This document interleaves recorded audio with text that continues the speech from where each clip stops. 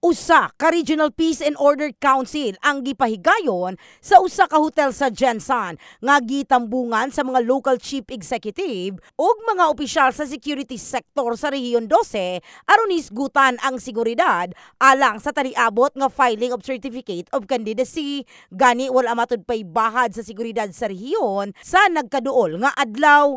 Una, it's a regular quarterly meeting ito. Nagpipresenta ng mga accomplishments, mga problema yung mga different provinces and cities sa whole region. At pinag-uusapan namin kung ano yung mga accomplishments nila at kung paano naman natin ayusin yung mga problema doon sa mga different areas.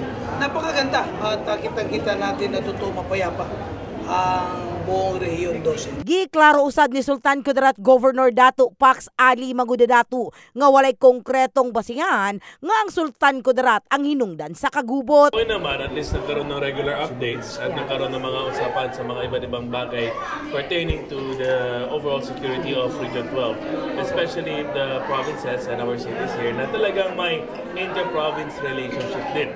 So, ang importante na nakuha natin ngayon is that we wanted to establish the very fact that all people in Region 12, and that's very much included the province of Sultan Kudarat, peace-loving community, ayaw ng gulo, ayaw ng away. We're just here that we wanted to protect, number one, the places, number two, the people, and number three, the good name and image of the province of Sultan Kudarat.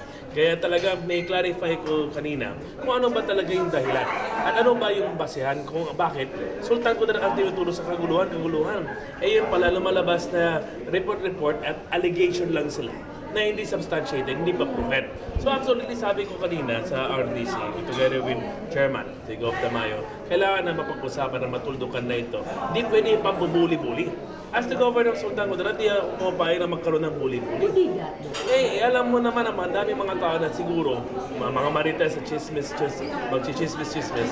Bottom line, yung sinasabi na taga Sultan Kudarat, taga dito, kada doon, at the end of the day, hindi pala conclusive evidence. Samtang wala may gihatag nga pamahayag sa media, gibutyag ni Police Brigadier General James Gulmatico, OIC sa Police Regional Office 12 nga malinawon ang rehiyon. Gipangandaman usab nila ang latag sa seguridad sa taliabot nga filing of COC alang sa 2025 midterm election. In the heart of changing lives. Kini sa Brigada Richelle Gubalani, Brigada News.